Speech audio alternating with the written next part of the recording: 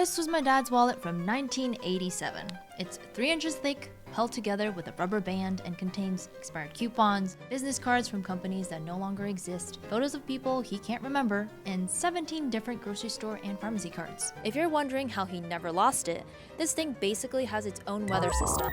I'm pretty sure clouds form when he opens it. Meanwhile, last week, I bought groceries, paid for parking, showed my ID at the airport, and sent money to my cousin in Manila, all with this. My dad thinks I'm a one-person cybersecurity incident. My niece thinks I'm living in the Stone Age for not using a smartwatch. I'm Jenny, and today we're exploring the Great Wallet Vanishing Act, how those leather pocket bricks quietly disappeared from billions of pockets worldwide, what's replacing them, And why your grandmother in Seoul might be more digitally advanced than your tech bro friend in San Francisco. the Great Wallet Vanishing Act. From pouches to pockets, a brief history. For most of human history, carrying money meant carrying actual weight. Ancient Romans tied coin purses to their belts, basically first millennium belt bags. Medieval merchants even wore money belts under their clothes. In many parts of the world, for a long time, your wealth was literally weighing you down. The modern wallet, as we know it, only appeared in the 1600s after paper money was invented. Suddenly, you could carry your wealth without needing a chiropractor to shadow you. By the 1950s, the leather billfold became the universal symbol of adulthood. Getting your first wallet was often treated as a rite of passage, like getting lectured about overspending your allowance from your parents. Or your first existential crisis about mortgage rates. But here's what nobody talks about. Wallets were never just about money. They were personal museums. Every receipt told a story, every photo was deliberately chosen, and every business card was a connection. My mom's wallet from the 90s was basically a filing cabinet that happened to have some cash in it. Well, not for long when Jenny the candy bar queen got her paws on it. The plastic revolution. Then came credit cards in the 1950s, and wallets got their first upgrade. Suddenly, those leather rectangles sprouted plastic windows and accordion-style card holders. By the 1990s, the average American wallet swelled with multiple cards. The average wallet also contained exactly 0 space for actual money. Or at least it felt like that. This created what some people call wallet creep. Not a person who steals wallets, but the gradual expansion of wallet size to accommodate our newfound card fascination. Some wallets got so thick, they caused actual medical problems. Wallet sciatica is a real condition where sitting on a fat wallet pinches your sciatic nerve. Fashion literally became a pain in the butt. Fun fact I learned researching this, in Japan, they solved this differently. Instead of bigger wallets, they just made longer ones. I feel like this should also be the solution for when you run out of pizza. Long pizzas. Japanese long wallets don't fold bills, keeping them pristine. As we learned in our Lucky Money episode, in nearby China, having crisp cash is important for the red envelope or hongbao tradition. So perhaps it's a legit benefit. Long wallets probably wouldn't fit in coats or pants pockets, but just make new long pocket clothing.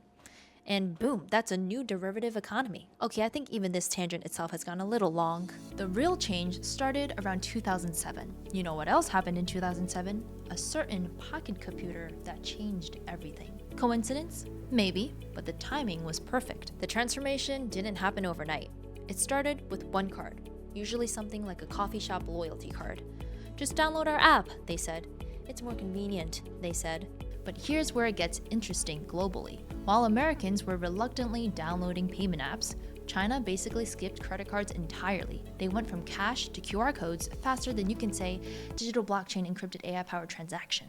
Today, even some street vendors in Beijing might look at you funny if you try to pay with cash because QR and mobile payment is so ubiquitous in many Chinese cities. In Kenya, mobile money became so dominant that some people have never owned a physical wallet. They went from no bank account to full digital payments, leapfrogging the entire leather wallet era. Meanwhile, in Germany, cash is still king. 51% of transactions are still in cash. Germans even have a saying that translates to, "Only cash is real," which is eerily similar to my favorite German saying, which translates to, "Only diamonds are real."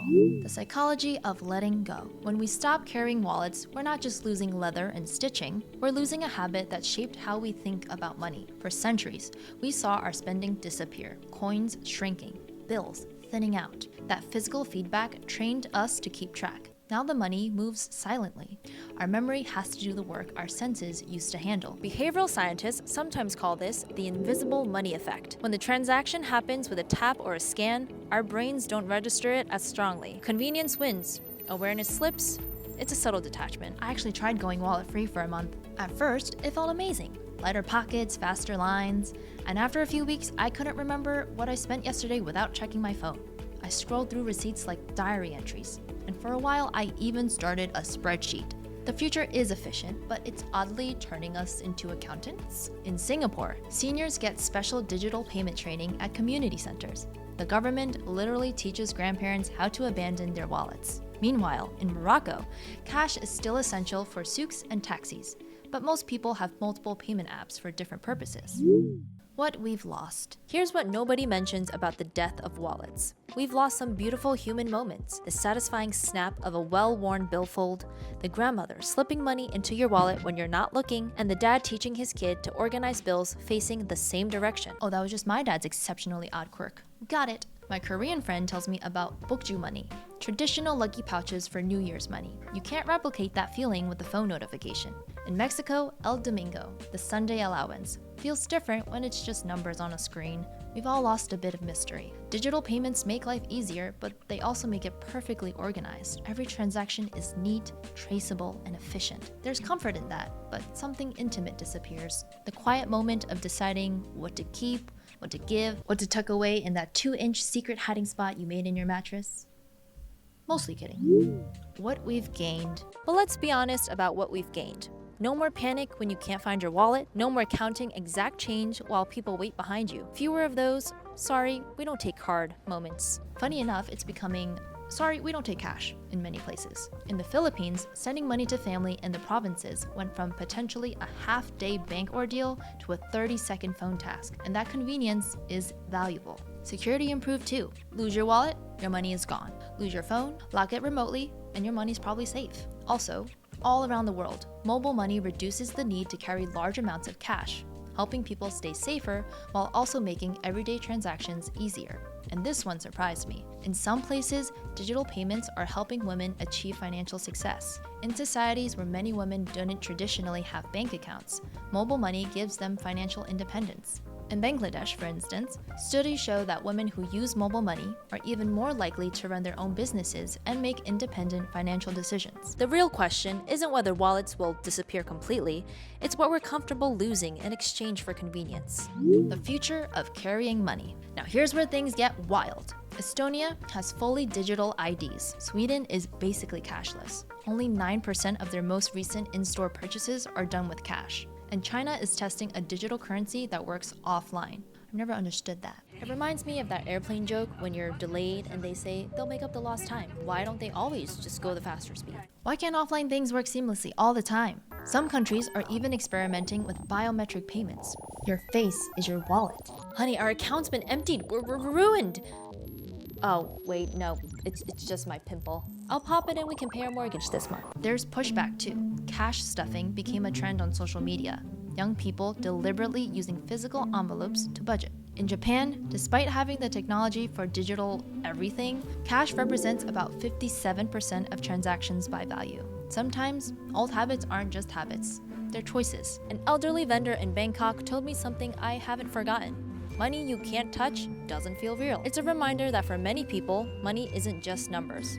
It's connection, effort, and trust you can hold in your hand. The ways we pay may change, but the meaning behind it stays the same. Conclusion. So, maybe the Great Wallet Vanishing Act isn't really about wallets at all. It's about what we're willing to trade for convenience. Every culture is answering that question differently. Your cousin in Stockholm hasn't touched cash in 3 years. Your aunt in Cairo keeps cash in 5 different places, just in case.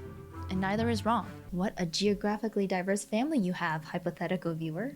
The truth is, we're all living in transition. Half our lives are digital, half are still analog. We've got one foot in the future and one in the past, and we're all just trying not to trip in the present. I'm often tripping in the present. At Remitly, we see this balance every day.